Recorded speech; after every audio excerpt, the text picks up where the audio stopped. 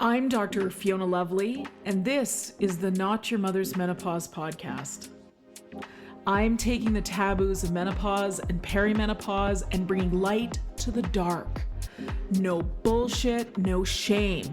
It's time for us to gain a new paradigm in female health, out with the old and in with the new, and I'm bringing fresh perspectives from someone in the arena. I've been practicing women's health for nearly 20 years, and I'm spilling the tea on what it means to live at midlife, knowing that the best is yet to come. I'm sharing my Gen X approach to living through this transition. Sassy, a bit sweary, and always honest. Tactical tips and instantly usable information is my aim. I hope to make you laugh and that you learn something new that helps you embrace the change. Together, we bring power to the peri. Onward to the podcast. Hello, Dr. Fiona Lovely here. Thank you for listening to the Not Your Mother's Menopause podcast. By the way, this is my 10th year of doing this show, and I'm so excited and proud to share that with you. And I just want to thank you again for supporting the show, for listening to the show. And I hope you're enjoying the content I'm bringing to you. I always put an ear to what's happening in the world of perimenopause and menopause for women and women's health altogether. And because I'm in the clinic, I know what questions you're asking. And hopefully this is really useful. I have a hell of an episode for you today. Basically, everything you wanted to know about digestion, why you bloat, etc. I have it for you today. And this interview just blew my socks right off. So I'm super excited to share it with you. I interviewed today Wade Lightheart. He is a certified sports nutritionist, advisor, and president director of education and co-founder of Bioptimizers. As a plant-based and drug-free athlete for more than 2 decades, Wade is a 3-time national natural bodybuilding champion who competed in both the IFBB Mr. Universe and the INBA Natural Olympia by the age of 31. By the age of 50, Wade came out of retirement to win the Open Men's and Grandmasters category at the INBA Ironman International, then competed at the PNBA Natural Olympia. 6 months later, Wade successfully ran his first marathon in 4 hours. So I wasn't sure at all where this conversation was going to go. I knew we were going to talk about gut health and enzymes, which is a really important discussion. It took me back to my training, my professional training many years ago. And there's just so little information about this subject out there and why it's so important, why it is that Wade himself could go on to do the muscle building, the bodybuilding that he did after the age of 50 is because of his optimized digestive health and enzymes. And he tells the story. It's quite something. He said, I solved my own digestive issues and I became passionate and on a mission about sharing with other people how to do it for themselves.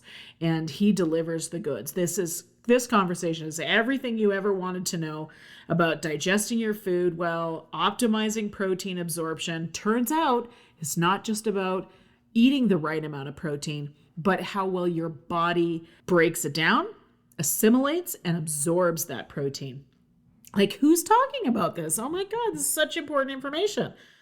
We talk about bloating, preventing it, gas, indigestion, weight gain, brain fog, mood swings. We covered it all. And why those things show up at midlife was a hell of a conversation. I learned so much. And I'm looking forward to digging into the information that Wade shared today. So I hope you enjoy this conversation that I have with Wade Lightheart of Bioptimizers. Enjoy.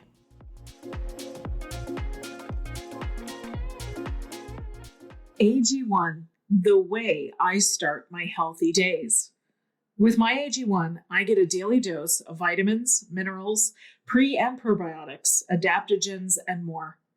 It's daily self care for my busy life. It helps me fill the nutrition gaps, supports immune health, and supports gut for healthy digestion. It's once a day, easy to drink, and packed with bioavailable ingredients in a convenient formula. I am proud to have had AG1 as a sponsor of this show for many years. It's a nutritional supplement I stand behind and I take every single day. Start with AG1 and notice the difference for yourself. It's a great first step to investing in your health. Try AG1 and get a free bottle of vitamin D3, K2, and 5 free AG1 travel packs with your first purchase at drinkag1.com/Fiona Lovely.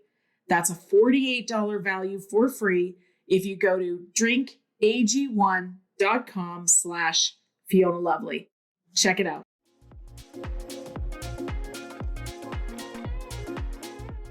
Welcome to the Not Your Mother's Menopause podcast. I'm Dr. Fiona Lovely, and today I'm joined by Wade Lightheart of Bioptimizers, Certified Sports Nutritionist.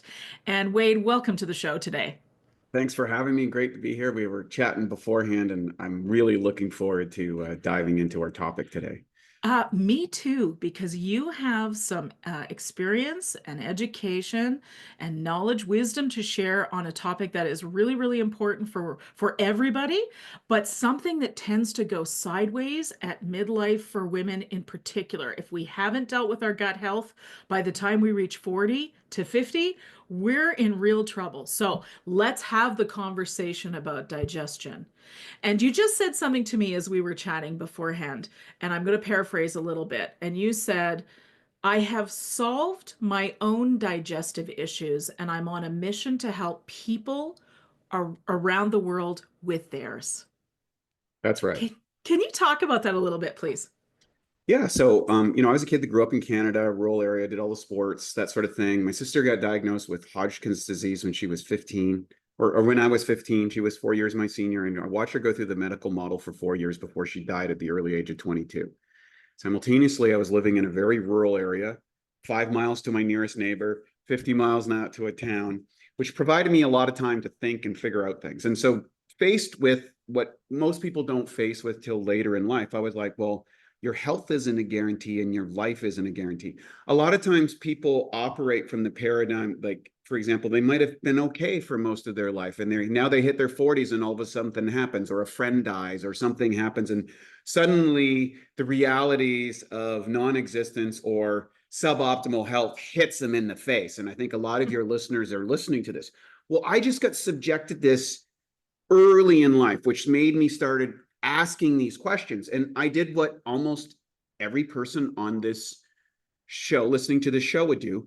I looked at that time, it was to media, it was magazines and things like, we didn't have the internet and things like that way back then. So I'm dating myself a little bit, but it's okay. That's okay. And for the listeners, I'm in my 50s. So yep. I looked around and there was this guy named Arnold Schwarzenegger who was the epitome of vitality. He was on all the movies and he was saying cool lines as he blew up the bad guys, and he won Mr. Universes and Mr. Olympia, and he lived in California and had this amazing life and was a successful business guy, and he was married to the right people. And I was looking around in my little rural area and everybody's working really hard, and I was like, okay, I need to get on this guy's program. So I read his book, Education of a Bodybuilder, and he said, everything I learned in life, I learned from bodybuilding, and I learned these 3 things: hard work, self-discipline, and a positive attitude. That was my keys to success, he said. Okay. Well, everybody I knew worked hard. I didn't know anybody that didn't work hard. If you didn't work hard, like you just didn't exist. It was a very difficult place. But self-discipline and a positive attitude, those were new concepts to me, right? And so I started diving into this and started taking up physical training myself as a bodybuilder, went to university, took exercise physiology. And at university, I was all excited. I'm going to learn all these things. And what I found is there was all these compartmentalized aspects. And then when we'd have to do research papers, like on a vitamin or something, I would do a research paper and I would find half of the studies that said vitamin C made a difference in your health and half the studies that said it didn't. And if I wanted to create so frustrating. Right. And we had to use like microfiche and these Oh, type yes, of we things back did. then, right? And the Dewey Decimal System and wander through the library and get these dusty books. It was terrible, right? And what I was realizing is like, wait a minute, how do I know which is the truth? Because I could just cite the examples that support whatever bias I had. And I knew that wasn't really science. This was not like, so when they say the science is settled or this has been validated, what I know from being inside that machine is a lot of the stuff is cherry picked. A lot of the studies are flawed. And whoever funds the study often determines what the outcome is going to be predetermined. Yes. And so for everyone out there that listens to their GP and their doctor and this sort of thing that poo-poos our industry, you have to realize they are indoctrinated within that system. I'm not trying to disrespect them. I'm just trying to understand how they're going to be skeptical about solutions that didn't come from the board of physicians or whatever regulatory body they were having, right? Yes. So when I left university, I went on a quest, right? The hero's journey, we all do it. We go on a quest. And I started to follow everybody that was producing a fantastic result. And I worked within every single aspect of the health and fitness industry, particularly around the nutrition industry. So I won a bunch of bodybuilding championships, became the Canadian National Championship, went to the Mr. Universe, worked through every single area of the thing, opened my own supplement store, had a personal training business. And I was training the who's who in Vancouver. So really powerful, influential people who many are still my friends today. And they started teaching me about the world in elements that I didn't have access to, business and finance and politics and missions and making a difference. And I was really excited about that. But three things happened simultaneously. One, I went to the Mr. Universe contest. Two, after the Mr. Universe contest, I gained 42 pounds of fat and water in 11 weeks. And there are people on this show that know or listening right now that have gone through some sort of thing that makes no physiological sense. And then three, I met a doctor who had also broken out of the system, and he had suffered from cancer. He had regenerated. Bernard Jensen, who wrote the whole book on digestion and stuff, he fixed him when he got cancer late in his life. And this guy looked like out of Central Casting, out of Cocoon. This guy was like in his 70s. He's vibrant. He's on stage doing a lecture for 14 hours and doesn't eat. And and I'm like, okay, I want to be this guy. Kind of like when I did the Arnold thing, I was like, okay, I want to be this guy. Yeah. So I sat down with him and I said, Dr. O'Brien, I can't figure this out. Look, I've done everything by the book. I've learned all the physiological. I've got thousands of people that I'm coaching around the world. I am the epitome of aesthetic ideal. That's, bodybuilding, fitness champions, that sort of stuff. But somehow something went wrong. I gained all this weight, like my digest. He says, oh, that's because you learned to build the body from the outside in, not the inside out. Wow. And females in particular, men are to a certain extent, but I think it's even more pernicious in female consciousness is that they are influenced by how they look. The cosmetic industry, the clothes industry, all aspect of aestheticians and beauty. And I do believe there's a genetic factor. I think that women genetically are much more in tune to alignment, symmetry, color, information. They just are. It's part of what comes with being a woman. It's some of the advantages is like, of being a female. And so they're much more conscientious about replicating what is genetic idealness. Okay. And this is deep, deep down in biology. And you can test this out. There's a great course in Jordan Peterson's academy by Brett and Heather Weinstein called Evolutionary Biology. And almost everything that we do in life is to push our genes as far into the future. So everything that you see in life is that. And so what appears to be a sociological behavior or a psychological behavior is actually to make myself the most attractive person that I can. So how does this all happen? Well, what happens is people will go and do all these different things. They'll go to the gym, they'll exercise, they'll put on makeup, they'll get the best clothes, they'll do all this sort of stuff. And they'll mask, just like I was doing, what was going outside. And when I had that conversation with Dr. O'Brien, and this is how it relates here, is I was like, build the body from the outside in. Is yeah, you got to understand the role of enzymes and the microbiome and probiotics and how amino acids cross over and how mineral absorption happens and how things get driven in cells. Now, here's the thing. I've been in the nutrition industry my whole life. I've taken all the courses. I followed all the experts. I followed the best of the best in every field. And if you go to any nutrition book, you'll see about 2 paragraphs on enzymes, which there's over 25,000 in your body. And they are essential for the conversion of every single thing. Like the only thing that really does work in your body is enzymes and probiotics. And I'll explain digestion in a system. Please. But I started taking enzymes and probiotics, and within 6 months, I got my body back. But here is the best part. When I was competing for the Mr. Universe, most people don't know this, you feel terrible trying to get into that. It's not a health pursuit, it's a performance and pursuit. So get your levels to that low body fat and to get your muscularity beyond what you need biologically. It makes no sense because you're offsetting 2 biological tendencies, too much muscle and too low a body fat. But you learn all these techniques, and the whole biohacking industry today emerged out of what bodybuilders figured out 70 years ago. But what we can borrow to the general public is like, I didn't have this digestive thing figured out. And when my digestive system blew out, it destroyed everything. All of the work, all of the exterior work, all of those elements that was going on, boom, I'm in a crisis. I go to this guy, I learn about enzymes, I see the role of how the 5 stages of digestion work, I fix those stages, all of a sudden the weight goes off, I feel great. And the best part is I had a new level of vitality and energy available that I didn't have before. And I was like, wait a minute, this is great. So Matt and I started a company. We began producing our first enzyme product. And the thing is even though Dr. O'Brien's stuff was great, we wanted to find something that had a little bit higher proteolytic content, because we found out that protease, which is the enzyme that takes out protein, is so critical in managing the conversion of protein into amino acids. And I'm going to explain why that's important. Do. Yes. And so we're going to come back to that in a minute, because I want the listeners to understand digestion. Yes, please. Okay. So go on. Yeah, thank you so much. I'm taking notes, Wade. Yeah. This is great. So I learned when I was coaching all of these athletes, I noticed 2 things that happened, particularly around high performance females.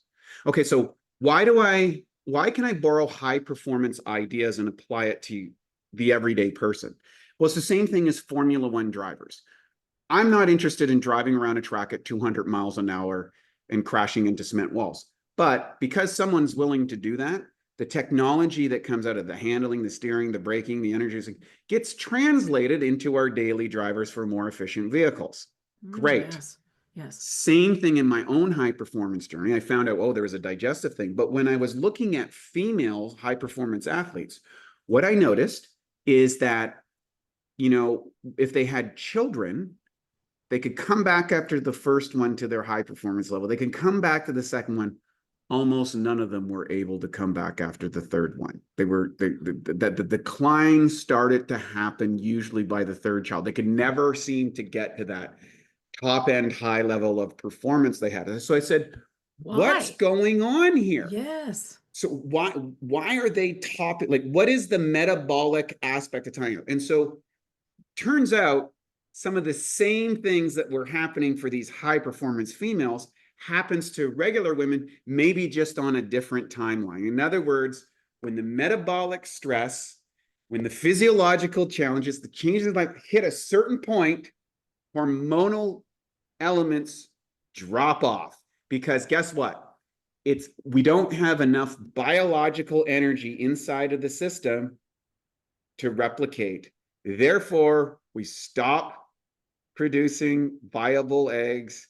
We stop our menstrual cycle, or as you go into the early stages, it's spotty. Okay, I get one this month, not that month. Then I get 2 months. Then I get 3 months. I don't. And a lot of that, if you track it over time, it's because of what's going on in your environment and what kind of, could be stress, could be chemicals, could be all kinds of different things that are triggering off. Again, just like the high performance athletes, it's the stressors inside of your life. Now, you go, wow, I heard about this vitamin, I heard about this thing or whatever. Well, where did this all begin? And how does this all tie together? It starts in your digestive system. You see, here's what nobody in nutrition thinks about. When you put food in your mouth, people think it's in your body. It's not.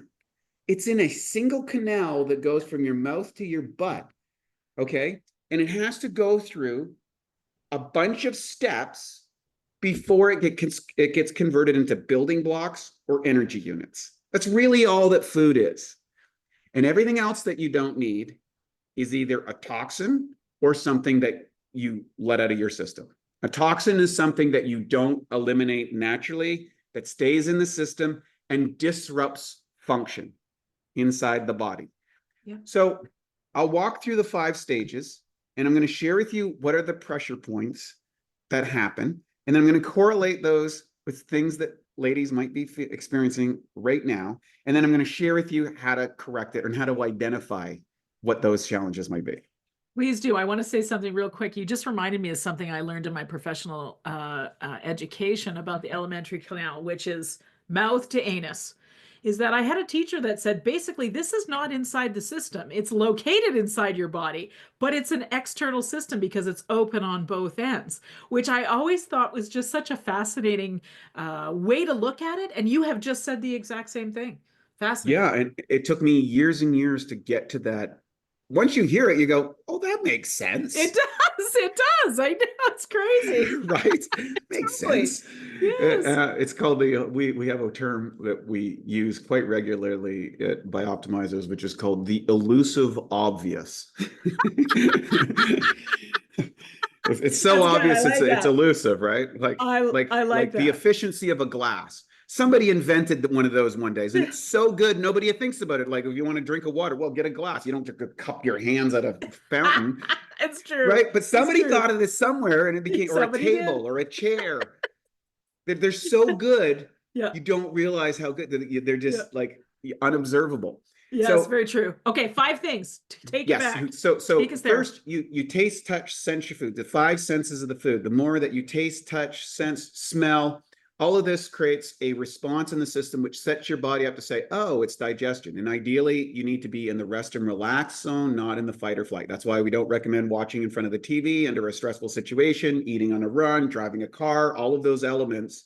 You're not in a resourceful digestive state. That's why you would go to a fancy restaurant. They have nice and dark. They have beautiful lighting. It's nice music playing. You're like, oh, this is so nice. A lot of people have a glass of wine so they can relax and get into a rest and relax. So you set the setting, the smell, the taste, the touch of the food. And what's interesting, if you look at the most popular foods that people eat, what are they? Finger foods. Burgers, fries, pizza, sandwiches, bread, chicken nuggets, chips, whatever. They actually taste and touch the food. That's interesting.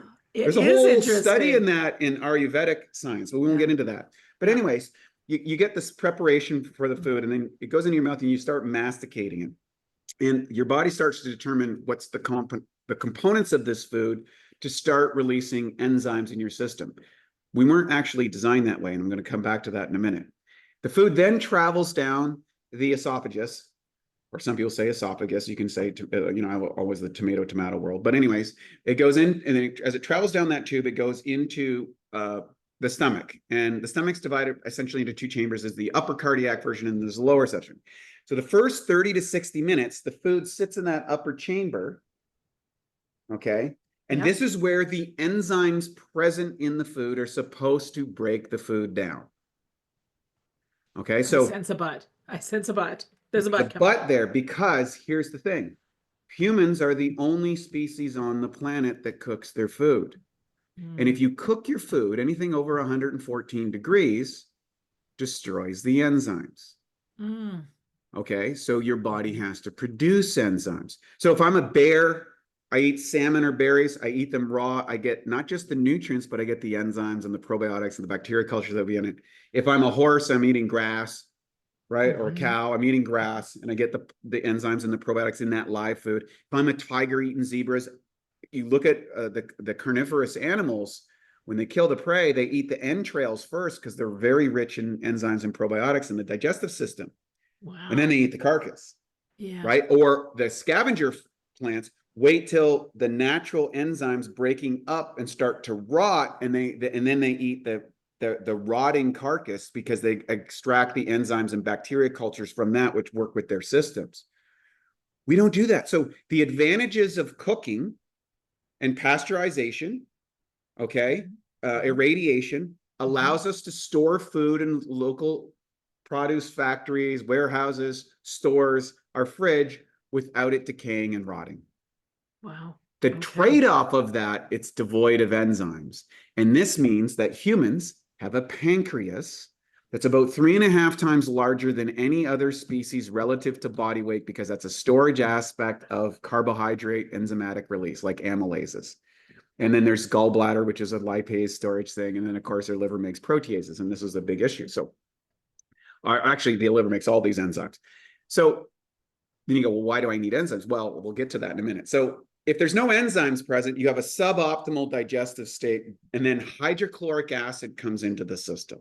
So the food drops down, hydrochloric. Now, hydrochloric acid serves 2 different points, right? It serves disinfecting. In other words, it kills bacteria, viruses, parasites, bugs, any contaminant that might be on the food. That's what hydrochloric acid is. Like, you drop a bug in hydrochloric acid, it's dead. You drop a bacteria in there, it's dead. You drop, a virus, it's dead. Like, that's what it does. Second thing is it changes the pH from whatever pH it wasn't eating. Let's say it was a neutral pH, and it starts to change over time, the entire time. This activates some enzymes and deactivates other enzymes, because enzymes work in a certain pH ranges, particularly the proteases. So for example, you'll see on a really good formulation have protease 3.0, 4.5, and 6.0. And what they represent is the medial band of where that enzyme actually functions from a pH level. That's the caveat. Okay. So I'm with you. So then, as your body breaks that food up, your body will then release what's called bicarbonate buffers, which is a fancy name for alkaline minerals, things like calcium, magnesium, etc. Wait, hang on just one sec. I want to bring just back to the proteases for a second, just so the listeners know, and a reminder, this is your protein digestion. This is the thing we're talking about. We're all talking about how we have to build muscle at midlife. If we haven't already done it, we need to make sure we have the amino acids available so that our bodies can make the protein.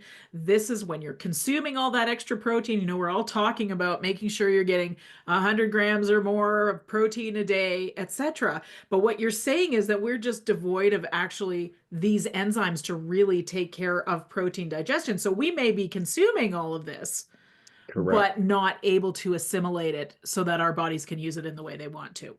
Correct. It's not what you consume, it's what you digest, absorb, and utilize.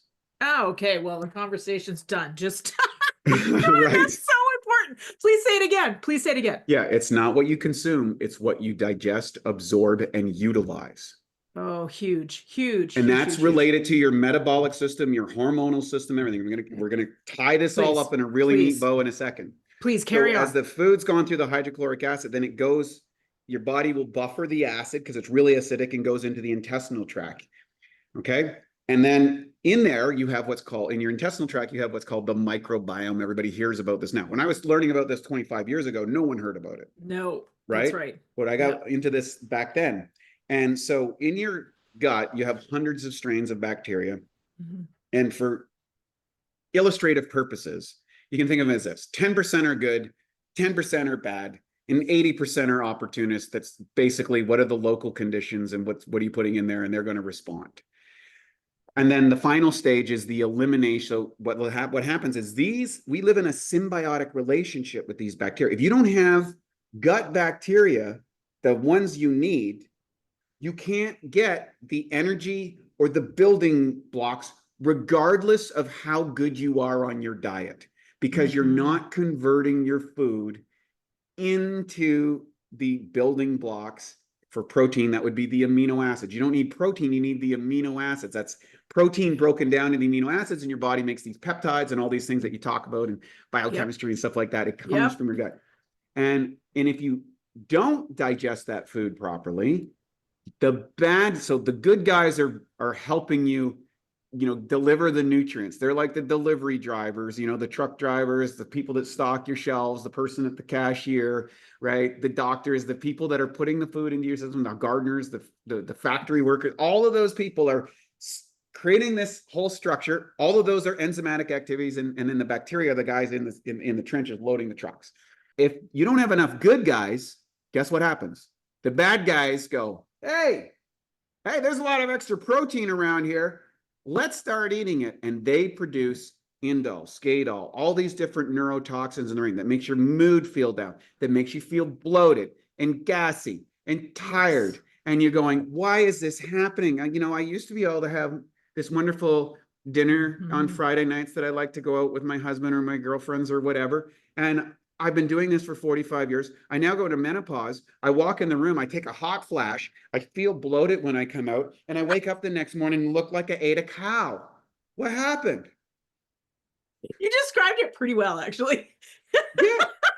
I've seen it thousands and thousands and thousands of times. So it's not like I'm some genius. It's like if you see the same thing a lot of times, probably there's something going on there. So you need to throw a mood swing in there, though, Wade, and then we'd be good. Well, yeah, right. Well, usually when the mood swing comes, I'm out of there. I run. Good. Yeah, smart. You're a smart man. I'm out of here. Okay. You're a smart man. Yeah. So they just go away, right? Come back when the fire subsides. Yes, exactly. Right. So let's talk about those stages. So if you don't have enough enzymes in that first stage of digestion, you're going to have undigested proteins inside of your tummy, and that's going to create that bloated, puffy feeling. Oh, okay. Yes. And that, like that, how the muffin comes out over the belt, and you're like, where did this come from? I just went for one stupid dinner last night, and it doesn't go away. You're like, my pants fit yesterday. Years ago. Yes, yeah. Exactly. But it doesn't go away now. These pants fit yesterday. Why are they not fitting today? Correct. Yeah. Second stage is if you don't produce enough hydrochloric acid. And as we age and as our hormonal aspects decline, that's another common element. And people experience acid reflux and heartburn. And the doctor says, oh, you're suffering from acid reflux. But here's what's going on.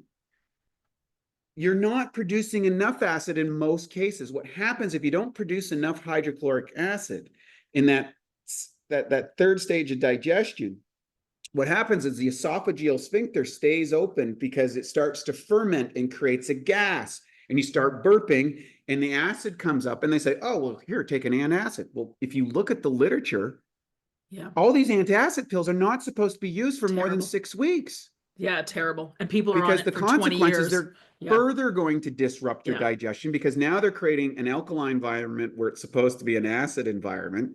You want the alkaline environment in your intestinal tract, not up here in the acid start, because then you become more susceptible to viruses, pathogens, bacteria cultures. You get H. pylori overgrowth, you get yeast infections, you get all these different things because you have a bacteria culture going in because you're not wiping it out at the first.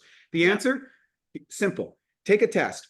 All you need to do, ladies, right now, get a quarter teaspoon of baking soda, toss it in 4 ounces of water, right? So that's a little cup. Stir it all up, drink it on an empty stomach. If you burp within 5 minutes, you have enough hydrochloric acid in your body. If you don't burp in 5 minutes, you need hydrochloric acid. That's it. 1 tab usually at a meal will be great. Final stage, when it comes to bacteria cultures, most of the probiotics on the market today, and we have a microbiology lab in Bosnia, so I have 20 PhDs and master students that does every single test, and we have this thing called the InfoGest test, which is the gold standard of determining digestive elements. There's 6 very strict standards that shows what mediums they do. Do they survive the gut? Are they resistant to bacteria? Are they resistant to pharmaceutical agents? It's all these elements that you go through this testing. And then does it positively impact the bacteria? Do they create the antioxidants and phytonutrients and things that we need? Or does it cause a disruptive element? So we can test all of this stuff. And it's really awesome because we got really smart people to do this. Most probiotics work on carbohydrates. So almost all of the bacteria are fermented on some sort of carbohydrate medium. Okay. There's only very few proteolytic probiotics. The L-plantarum family is probably the most prominent of the proteolytic bacteria. However, we found a way to alter it. We put it through a super crazy chemical, like a toxic environment for it. And then we ran a sine wave through it, and there was about 2% that survived. So it's like the Navy SEAL of probiotic training, and the probiotic mutates and has these new characteristics, particularly in digesting protein, because it might not get it through if you didn't have that proper pre-digestion of your protein to create the amino acids. So what does that leave you with? Well, in the end, if you're getting a lot of infections, or you're finding brain fog, if you're getting the crusty eyes or bad breath when you wake up in the morning, constipation is another aspect. You're probably not breaking down your protein, and you're producing all these toxins. Like 95% of your serotonin that makes you feel good is made in your gut. And when your hormones drop off, you're more susceptible to suboptimal levels of neurotransmitters going to your brain, so that you don't feel like you used to. You don't have that zest for life. Life looks a little gray or bland, or the colors don't drop out, and you don't know why. Your life's okay, but you're like, there's some sort of blasé-esque aspect. You just don't have enough neurochemicals because your protein conversion suboptimal. And you're like, well, I'm eating all the protein. I'm following, this doctor or that person's program, and it says it's working for them, but somehow it's not working for me. What's wrong? Your digestion's off. So to solve that, the three things: proteolytic enzymes. You want a whole full spectrum of enzymes, depending on your diet. I wrote a book on diet. We covered all of them. Keto, paleo, plant-based, doesn't matter. It's, can you convert that diet into the building blocks and energy units?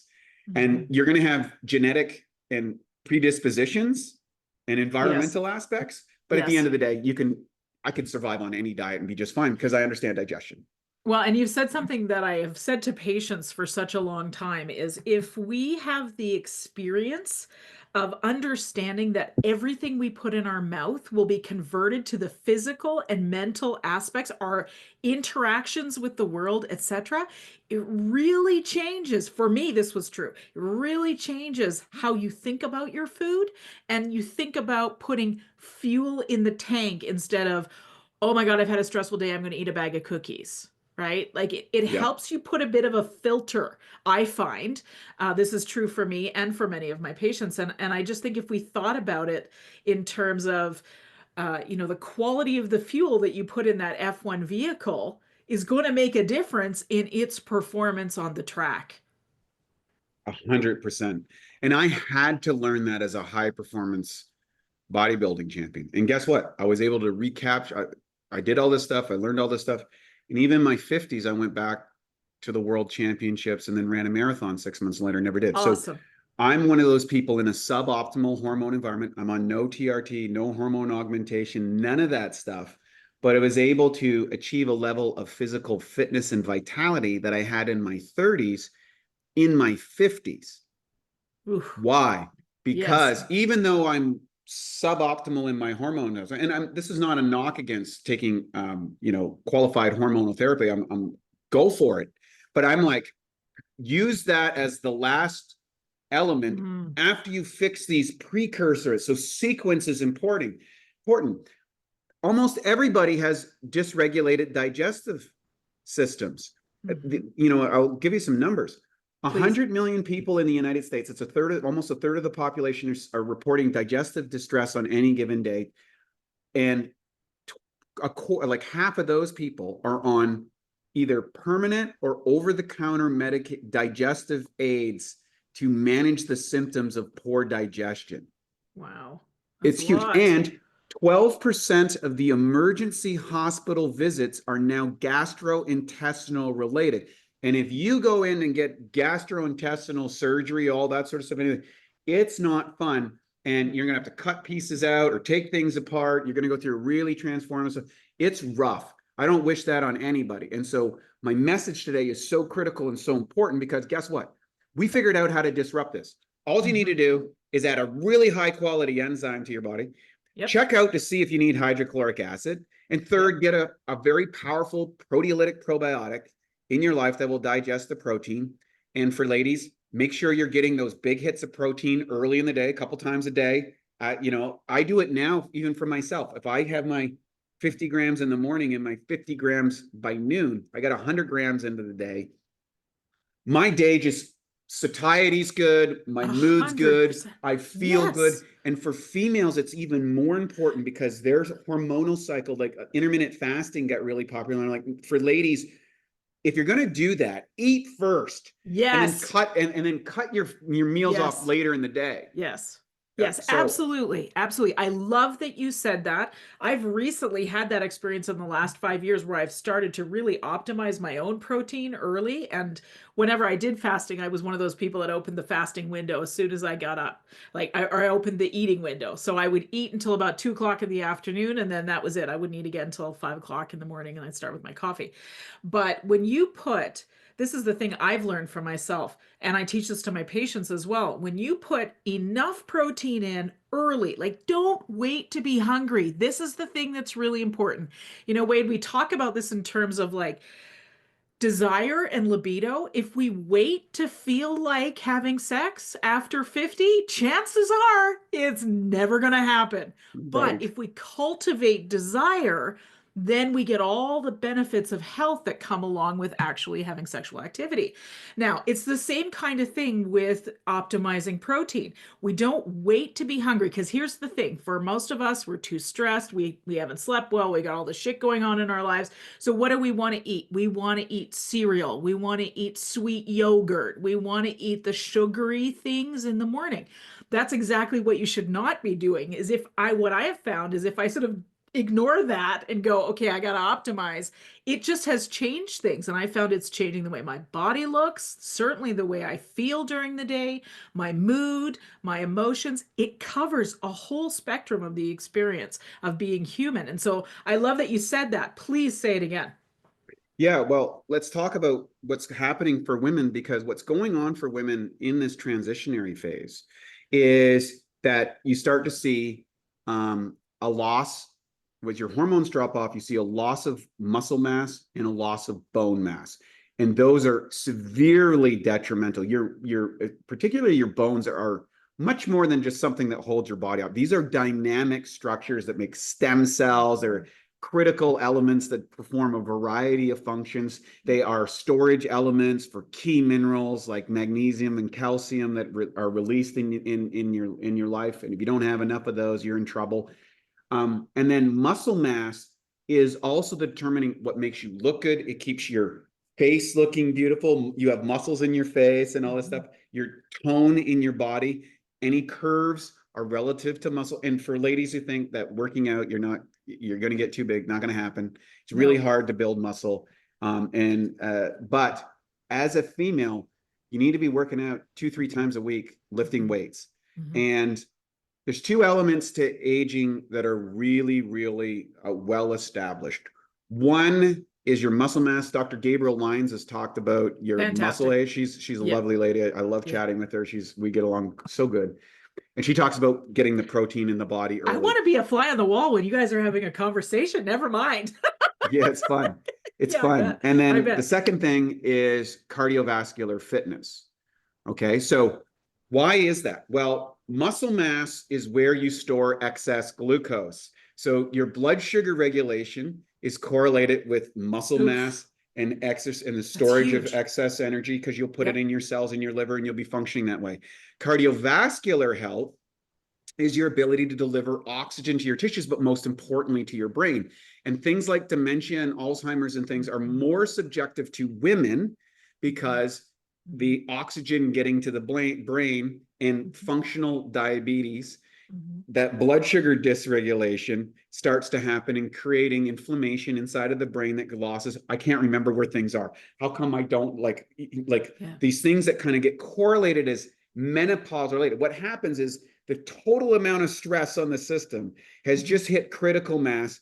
Hormonal aspects drop off. We can't reproduce. Your body is going into like save my life mode. And then the tendency is for the diet to eat only the things that kind of give you a hook. So you'll take the caffeine and you'll take the sugar because you get a little temporary blast. Yes. And then you ride the roller coaster into the doldrums. And then you need another hit or another hit, or then you got to take a couple glasses of wine, or then it turns into a bottle of wine to offset the elements, because you have to realize that every suboptimal behavior you have is just trying to counteract elements of your body that you're just doing the best that you can unconsciously. And what I'm here to say is, if you fix your digestion, okay, now we know that you're getting the most out of your diet and you can easily offset. And if you put those lifestyle elements in, and then you have a really good, and I would suggest a female doctor who knows what they're talking about in relative to hormone optimization.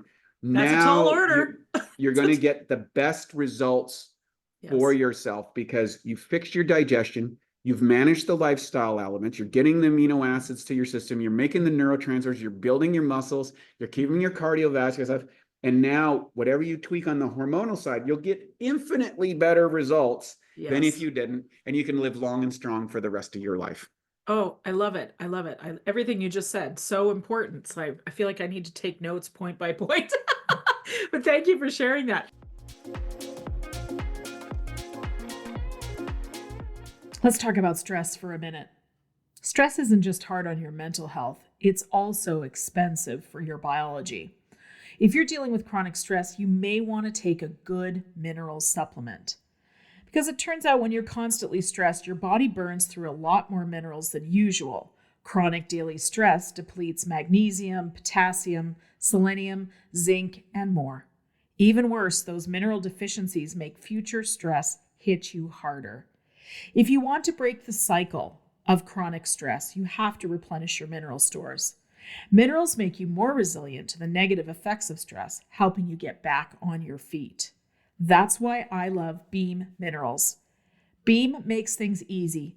You just take a capful of concentrated, mineral-rich liquid each morning.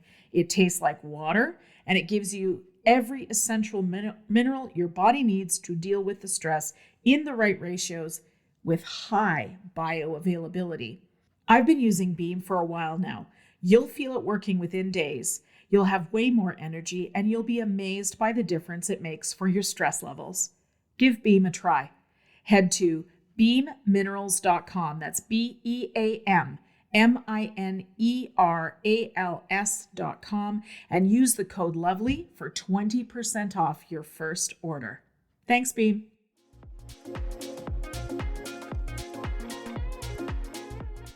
So I want to ask you about the enzymes in particular. I have been using the Masszymes from Bioptimizers, and I have been taking enzymes for 20, 25 years, something like that. And I've not had an enzyme even close to this. So why is it so special? What is it you've done in that, please? Well, first and foremost, I made this product for me. So I was a plant-based bodybuilder before there was any plant-based proteins. And when I ran into trouble the first time, I was trying to take a meat eater's diet to a meat eating mentality to a vegetarian diet as a high performance athlete. So nobody thought you could win a national bodybuilding championship or compete at the Olympia or the Mr. Universe on a plant-based diet. I said, I don't believe that's true. And so the bridge between the gap, I did it, got screwed up, found out about digestion, went back, figured it all out, worked it all out for 4 years, built this first product of ours, and came back, did better, won a bunch of more championships, did better, and then came back, 19 years, 15 years later after that at 50, and was able to do the same thing all over again. And the key element was, we built an enzyme product. We called it Masszymes. It's enzymes for the masses. And there's 17 different enzymes in this, okay? But particular focus is the 3 different types of proteases. So just so people understand how enzymes works. Amylase enzymes break down carbohydrates. Lipase enzymes break down fats, cellulase enzymes break down plant fiber, and protease enzymes break down protein. And what I learned from Dr. O'Brien is that if people had skin conditions, I could give them a whole bunch of lipase enzymes, and I noticed a lot of their skin conditions. And I would see people that had blood sugar issues, and if I give them a whole bunch of amylase enzymes, like super physiological dosages, their need for their blood sugar regulation got better and their need for insulin lowered. And then I seen people that had trouble building muscle or had suboptimal neurochemistry. I give them proteolytic enzymes, and guess what? All of a sudden, some of these symptoms started to go away. And so you'll never find enzymes in a stool sample because whatever enzymes you don't use get converted into systemic enzymes if the enzyme formulation is of sufficient quality and designed properly. So when we built this product, we hired the best enzyme researchers in the world to help us construct it. I created a theoretical element based on my dietary knowledge, Matt and I, my business partner, and then we got the scientists to put this together, how it interacted. And then, so we came out with our first product. This is now, we're on version 4. And the reason why we have version 4, because eventually we got a lab. And at the lab, we got to do 2 things. We got to optimize the ratio of these enzymes, plus we got to test the raws from around the world. So you buy raws from different enzyme manufacturers around the planet. Some, like, for example, the Japanese are some of the best proteolytic enzymes. And guess what? All those enzymes are really pricey. So your general over-the-counter store shelf enzyme that you're going to get is built on the margins that make that company successful, not on the efficacy of the product. Nor do they have a lab where they can test the quality of the raws with that infogest kind of digestive element. Yes. And they don't have the expertise to create the right combination. And I can share with you, and we're going to be publishing a study this year in regards to this that we did. Meszymes is 2,600% more effective than the leading store shelf brand out there. 2,600%. Okay, so that means you would need to take, need to take, for 1 capsule of Meszymes, you would need to take 26 capsules of that brand to get the same digestive power. Wow. Second, it's about 600% better than the next leading brand. What I mean by leading brand is a powerful brand. This brand isn't particularly available in a lot of places, but it's, you know, it's well known and it's very effective. The other thing is our enzyme formulations is vegan and vegetarian friendly. The capsules, the enzyme formulations, all of it. It works in a pH range from 2 to 12, not like an animal enzyme that works in a very low pH range. Mm-hmm. Okay, so it's why we call it enzymes. It's enzymes for the masses. Whatever the diet is, whatever your age is, whatever your athletic performance is, you just adjust the dosage to what you want. Usually we suggest taking, 3 caps is usually the best for a meal. And not only do you digest that, but you start depositing these enzymes into your enzyme bank account. People want to learn about that. They can learn from Edward Howell, Dr. Edward Howell, who wrote Enzyme Nutrition and Food Enzymes for Health and Longevity. His research was amazing. For example, he gave these animals. He took animals and fed them a raw food diet. He had put animals a cooked food diet, and then he have animals where he supplemented with enzymes. And the ones on the cooked food diet died first. The ones on the raw food diet died second, and the ones on the supplemental enzyme diet, whether it was raw or cooked, lived longest. Second thing was, by 3rd generation of enzymatic deficiency in an animal species, and they could do this because animals don't have the longest life as humans, they exhibited 3 things. 1, strange sociological behavior not native to the species. Second, they lost the ability to procreate. And third, they started to see an explosion of genetic-based diseases. And back in the 40s and 50s, he predicted this would happen to humanity with the advent of all the pharmaceutical chemicals, the commercialization of the food production, and we're not getting raw natural food from our local environments. And guess what? I think that he was right. Yeah, you've just described essentially what's happening to humanity. Isn't that something? Fascinating. So there is enzymatic treatment for cancer as well, is there not? I think it's quite controversial.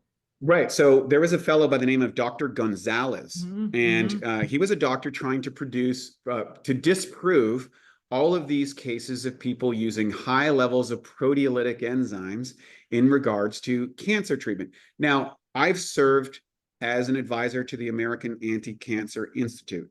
I'm not saying that enzymes fix or cure cancer or anything like that. But what Dr. Gonzalez was able to determine in his research, he studied over 12,000 clients.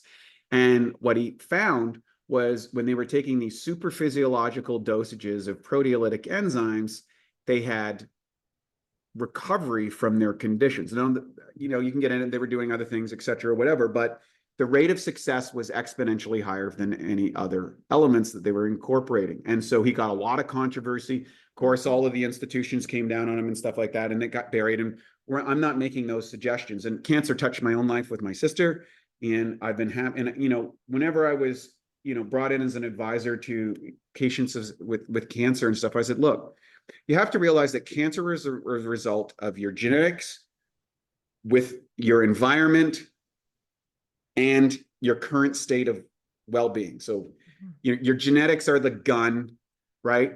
Your lifestyle is the bullet, and then usually stress of something pulls the trigger. Yep. Okay. Yep. Like, so everybody, if they live long enough, would eventually get cancer. Okay. So the rate at which it's going to occur in your lifetime is going to be directly correlated to those three elements. What pulls the trigger, right? What is going to pull the trigger? And you're in control of that.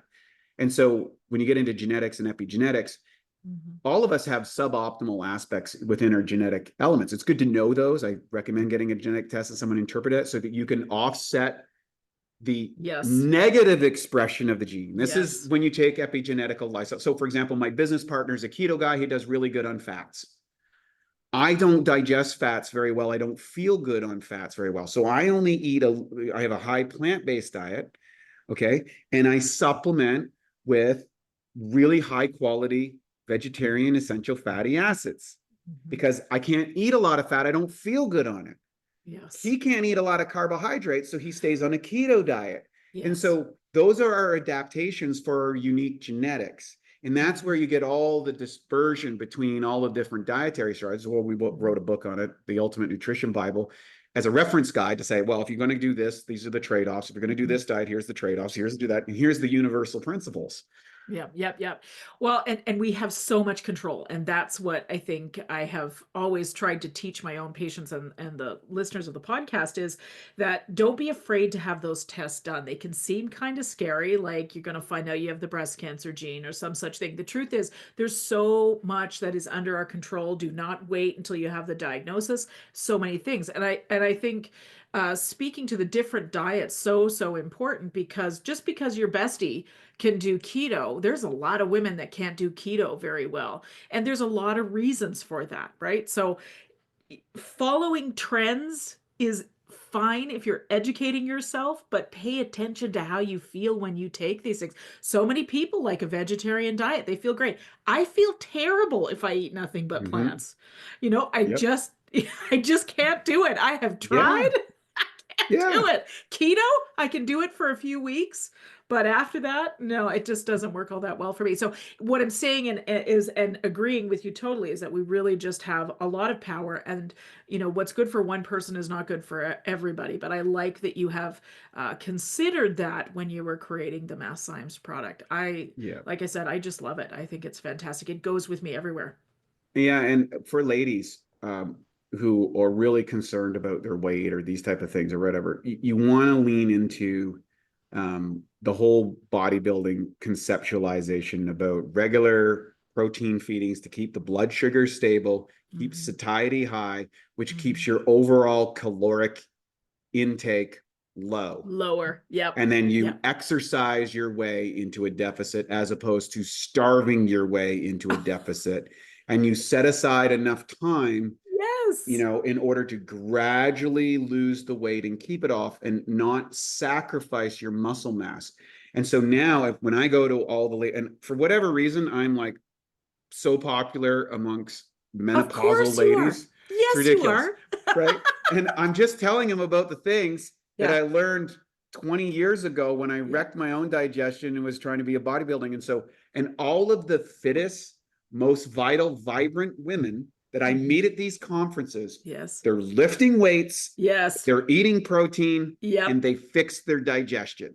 Yep. That's the key. Yep. Yep. And can I say that those of us that are going through menopause or perimenopausal transition right now, we're the ones that grew up watching our mothers in the diet industry of the late 70s and 80s and all the shitstorm that was. And for a lot of us, we have that old programming because we were not very old. We were, maybe teenagers at that point, maybe not, but we watched it. We said, okay, well, we've got to starve our way to lose weight. But in fact, this is the thing I've learned that I think was most interesting about my own experience with it is when I eat protein early, no cravings. There's none. Correct. They're just gone. Like, and it's no big deal for me to eat half of what I was eating before. So it's that whole protein, when you optimize it, it takes away those cravings. And I think that is such a powerful thing that you've just said about weightlifting your way into a deficit. It's really key. And this all ties into your brain and neurochemistry. Mm-hmm. And the crossover between neurochemistry and Chinese medicine is where they actually connect. The two elements never connected, but they do on neurochemistry. So you have neurochemical dominance, dopamine, serotonin, acetylcholine, GABA, all of these elements. And a lot of women are particularly serotonin sensitive. Okay. So when you have kids, you have high levels of oxytocin, right? That's why you feel bonded with your child or whatever, or your partner in the early stages, especially. And then as those chemicals change, and then serotonin is what makes you feel up and happy. And the 95% of your production of serotonin is in your gut. And if your digestion is off, your serotonin is off. And this, in order to offset serotonin deficiency, you crave carbohydrates because you can get a quick accelerated glucose hit that gives you a boost in your brain. And if you stack it with like coffee, you get a cortisol hit as well. So you get why the coffee and the pastry or the high sugar latte or whatever. Well, the reason, and then if you add some fats to it, now you have an addictive cocktail that you're hormonally addicted to. You're getting the sugar, and it's just totally disrupting your entire endocrine system that's already compromised. I'm laughing because I'm like, where the hell were you 40 years ago telling me this stuff and sharing with the listeners? Because it would have made such a big difference. You were on your own journey back then, for sure. I was in a barn lifting weights by myself, dreaming about where I'd be today. That's what I was doing. Were. And look at you, you did it. Thanks for that. I've been lucky enough to be in your presence for an hour, and I'm just I love the vibrancy that you share with me and will be sharing with the listeners. And what I want to know, you called it the zest for life. So how, if we're not feeling that anymore, tell us again, where are we looking? What should we be looking at to help us get that back? Because I want some of what you got, Wade. Yep. Thank you very much. So I give away a course on my site. It's called the Awesome Health Course. It's the 7 pillars of what I do on a daily basis. I've actually compressed a morning routine that takes 15 minutes where you cover all 7 elements. It's not about supplements. It's to eliminate the confusion. And, the first 3 things are air, water, and exercise. I have a little mini trampoline here. So I do some deep breathing. I drink a big liter of water, put some minerals and stuff in it, jump on the rebounder for 10, 15 minutes. You cannot be unhappy if you're jumping on a rebounder. Can't happen. See that. I can see that. And what that does is it moves the lymphatic system. So your lymphatic system's 3.5 times the blood system. That gets the thing going. You get off that. You have your big serving of protein, some vitamins and minerals. And I like to run off and go to the gym and lift some weights. Okay, I get the whole thing done in about an hour. You don't even have to get to the weights parts because just a rebounder, especially as you age, it's 2 or 3 times your weight hitting the rebounder without impact. And that increases bone density and flexes not only the contractile muscles in your body, but your smooth muscle tissue of your organs and everything while pushing the toxins. Is great. And we kind of go into all that. So I give that away for free. You can get to take the course. It's like little videos of me giving you these little tips and insights and stuff. That's my service to the world. It's available on our website at bioptimizers.com, the 84 days. Take you through an 84-day process. And then that will give you a way to discern information. And then the second thing, of course, leverage your digestive health products. We have a 365 guarantee. If you take it and don't feel amazing, we just give you your money back. It's really simple and efficiency. And all of the best and brightest out there in the world are advocating your products. We've been around for 20 years. We have the best customer service on the planet. We have real people that answer the phone, not machines and texts and things like that. You talk to real people that know what's going on. And any question that you ask, I've answered is in a whole, I think I got over 8,000 questions I've answered. So I've probably answered the question you have. And if I haven't, what happens is the customer service sends that question to me and I answer it, or one of my colleagues answers it if I can, and I redirect it back to you so that you can get the right help for yourself. We're on a mission at Bioptimizers. We want people to live longer, stronger, better lives. And it all starts with your digestion, your daily practices, and who you put into your brain. And if you do all that sort of stuff, you can't help but find a zest for life. And that's what we're here to advocate. Oh, I love it. Yes. I want to jump up and down and say yes. It's infectious. Spending time with you is just infectious. So I have a final question I ask everyone that comes on the show. And I'm going to ask you this one now. Have some fun with it. Sure. Knowing what you know now, what would you tell your younger self? Oh, yeah, that's a great question. I would say have children sooner. Ah, interesting. I got my little bio dad shirt on here. It's so I just good. became I just became a father just over 3 months ago. Wow, congrats. Thank you. And obviously, first off, I like UFC fighting, and I like big people overcoming adverse conditions and pain and suffering and challenges. Mm-hmm. Then I watched a woman go through labor, and I'm like, you know what? Us guys, we don't know anything about pain and suffering. Hands down, women win that category. And yes. And the joy and value you seeing about your genetics extended into time through a little one, I think is really good. And then I got to see my parents who didn't think they were going to be grandparents anymore because everybody had given up on me at my age to have kids. Well, I didn't have the kid. My wife had the kid. But when I saw them hold their grandchild for the first time, I watched at least a decade come off them in an instant. Like they became invigorated with a life force and an energy that I hadn't seen in years. And that was amazing to see. And I'm like, look at the power. We can talk about all the biochemistry. We can talk about all the physiology and all the routines and all the supplements and stuff. The power of love is motivating. And I looked at the research and what was interesting is women who have children later in life live longer, have better life expectancies. I'm like, how's that possible? It doesn't make metabolic sense, but something about having a purpose into the future activates, I think, optimal expression of genes inside the body. So if you are going through menopause and maybe you had kids and you're going through empty nest syndrome, change of life, maybe your husband's home now from work and you can't stand him anymore. You're like, well, can't you go to work or do something? What I am going to encourage people is find your mission of service. If you turn your life into a service-based life, not looking for the outcome, just looking to contribute, it creates a positive neurochemistry. It helps your hormones. It gets you a sense of purpose. And I believe the sense of purpose is a key element to living long, to living strong, and to have an energy and vitality over and above everything else. And so find your purpose. It could be helping your community. It could be helping underprivileged people. It could be involved in a charity. It could be contributing at your local Lions Club or athletic. Like find something that resonates with you and go experiment and get behind it and do it so you have something to look forward. My mom doesn't follow anything that I tell her. She does take my digestive products and stuff and really likes them. And, she goes through a few things. But I've noticed my mom is really connected into service. And she's in her late 70s. She doesn't follow the dietary stuff that I suggest or anything. She's like, I'm not going to do any of that stuff. I'll take some of the supplements. This really helps me. But she is a vibrant, energetic person. She doesn't get sick. She's not ever because she's always got something to do. She has a cause, she has her garden, she has her friends, she has the community, and she goes out and contributes, and I can see how it invigorates her. I love that. Oh my God, I can't wait to unpack that. Wade, chatting with you is like a masterclass on how to be a good human being. Well, we're all working on it. We're all doing the best that we can. Yes, and to quote Ram Dass, we're all just walking each other home. Thank you, Wade Beautiful. Lightheart, for coming on the show. I very much appreciate your time today. Thank you so much.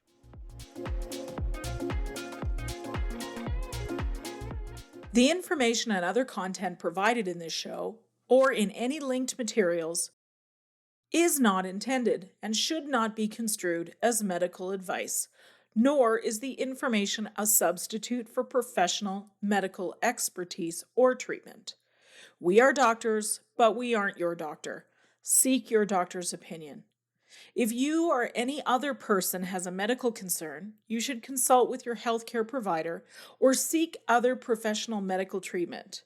Never disregard professional medical advice or delay in seeking it because of something that you have heard in this podcast or in any linked materials.